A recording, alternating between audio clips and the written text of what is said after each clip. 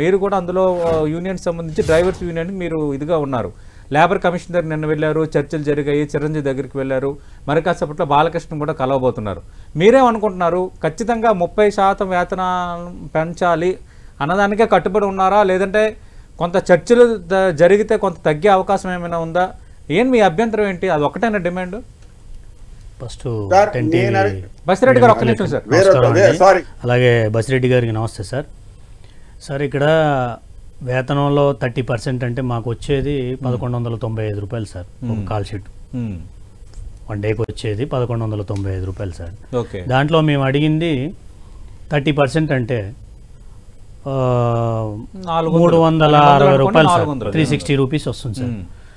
ఇప్పుడు దీంట్లో మనకి 3 ఇయర్స్కి ఒకసారి అని చెప్పారు సార్. 3 ఇయర్స్కి ఒకసారి అంటే ఎవ్రీ ఇయర్ 120 రూపాయలు సార్ మనకు పెరగాల్సింది, వాళ్ళు చెప్పిందే.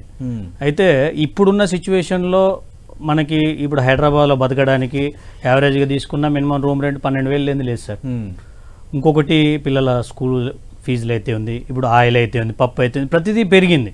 ఇప్పుడు మనకి సినిమా ఫీల్డ్లో వచ్చేసి యావరేజ్గా ఒక 10 రోజులు 15 రోజులు దొరకటం కూడా కష్టంగా ఉంది సార్ పని అనేది టోటల్గా. ఈ 10 పని ఉండదు, షూటింగ్ ఉంటేనే పని ఉంటుంది, అది కూడా ఆ టైంలో ఆర్టిస్ట్కి ఉంటే ఉంటుంది, లేకపోతే లేదు. అలాగే రెగ్యులర్గా ఉండాలని కూడా లేదు సార్. ఒక 10 డేస్ దొరకటం కూడా ఒక్కొక్కసారి చాలా ఇదైపోతుంది.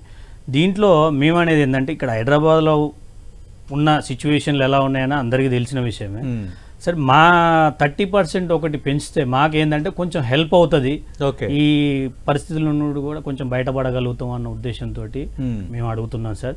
30% అనేది అది పెద్ద విషయం కాదు సార్ వాళ్ళకి. ఎందుకంటే ఈ చిన్న కార్మికులు మాది వచ్చేసి 1195 అంటే ఎంత సార్, 360. లేబర్ కమిషన్ డిస్కషన్ జరుగుతున్నప్పుడు 5% పెంచుతామని అన్నారు. అవును.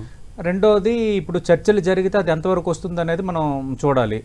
మీరు ఫైనల్గా 30కే కట్టుబడి ఉంటారా, లేదంటే మధ్యస్థంగా కొంత తగ్గే ఛాన్స్ కూడా ఉందా సార్?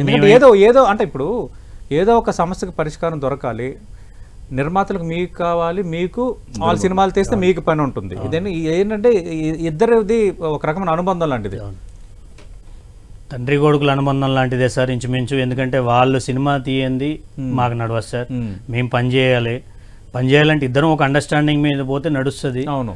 కాకపోతే ఏంటంటే సార్ ఇక్కడ బతకడానికి కష్టంగా ఉంది కాబట్టి మేము వేతనం 30% అడుగుతున్నాం సార్. అది పెద్ద విషయం కూడా కాదు వాళ్ళకి అనుకుంటే, ఎందుకంటే కష్టపడే వాళ్ళకి ఇస్తున్నాం అన్న ఒక ఇది ఉంటుంది. కాకపోతే వాళ్ళు ఎందుకు అంత ఇది చేస్తున్నారో మాకు అర్థం కాలే. ఇంకొకటి సార్, ప్రొడ్యూసర్ లేదు మేము లేము సార్, వాస్తవంగా చెప్తున్నాం. కార్మికులుగా మేము ప్రొడ్యూసర్ లేదు మేము లేవు, మేము దీన్నే నమ్ముకొని ఉన్నాం, సినీ ఫీల్డ్నే నమ్ముకొని ఉన్నాం. వేరే బయట కూడా మేము చేసే పని అంటూ ఏం లేదు, చేయలేము కూడా.